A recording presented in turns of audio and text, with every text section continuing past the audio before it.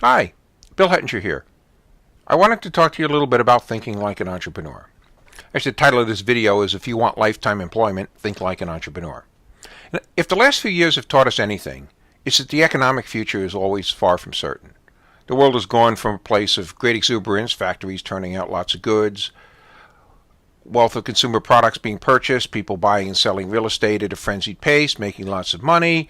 Everyone was on the path to the proverbial easy street. This pretty quickly turned around to a world of crumbling real estate values, closing factories, financial constraints on behalf of many families, many people losing their home, and everyone else finding it difficult to make ends meet.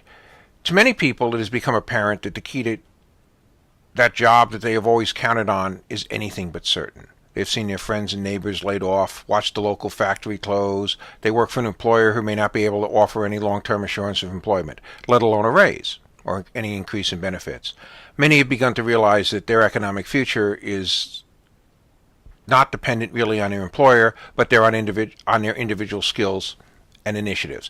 The one skill that will be most valuable in the coming years, I believe, is the ability to think like an entrepreneur. Let's start off by taking a look at what an entrepreneur is and what an entrepreneur does. Many people define an entrepreneur as anyone who starts a business. What makes an entrepreneur unique really is not that they've started a business, but really the process that they have used to start that business. It's not really a complicated process, but basically what they've done is they've blended some creativity and innovation into the creation of that new business. Really, there are three keys to entrepreneurship that anyone can master. There's an idea, there's customer value, and there's implementation. An entrepreneur starts with an idea. The entrepreneur looks out at the world and sees some product that's not functioning properly, that could be functioning better. He sees a service that's not being provided, perhaps it could be provided better.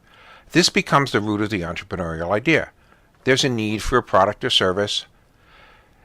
The entrepreneur says, I can provide that, or I can provide it better than it's being provided today. It's that simple. The entrepreneur looks out, says, hey, I have this idea.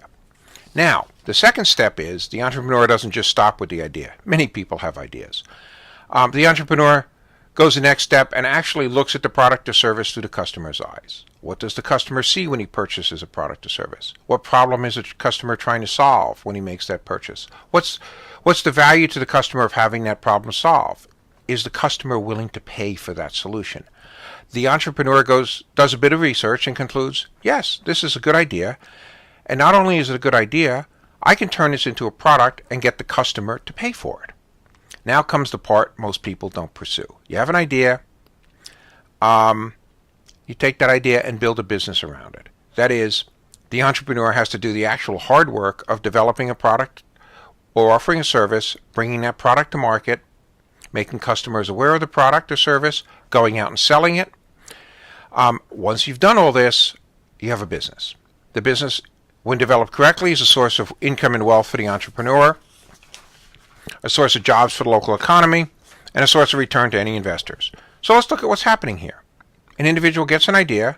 Nothing unique here. Many people see problems and get ideas on how they might be solved. How many times have you driven down the street and said, somebody should do something about this? You just came up with an idea. You could be that somebody. But many of those people don't move to the next step, which is taking a look at how the customer perceives the problem, getting a sense of what the customer might pay for the problem, and basically turning that customer need and taking the steps to turn it into a business. At each point in the process, a few more people drop out. So it's only the few people of the vision, perhaps some expertise, drive, and a whole bunch of elbow grease who actually create the business. But an entrepreneur who created the business has created something very valuable. First, the entrepreneur has a reliable source of income that is dependent on his or her efforts and not the fortunes of some employer. The entrepreneur also has an opportunity to become wealthy should the business succeed. But what really is most important is that the entrepreneur knows that he or she now has the ability to earn a living without working for someone else. I think this is key. If you know you can earn a living based on your skills and your efforts, this is an incredibly valuable piece of information. Financial security in today's world comes not from working for someone else, but from your own skills and efforts. If you develop an entrepreneurial mindset and put yourself on the road, you can put yourself on the road to financial security by creating a business. And you can also use those skills even if you continue to work for someone else. Basically, if you know you can do it, It's really valuable, and if you know you can do it, your employer will know you can do it too, and they will treat you differently. You will become more valuable to them as well.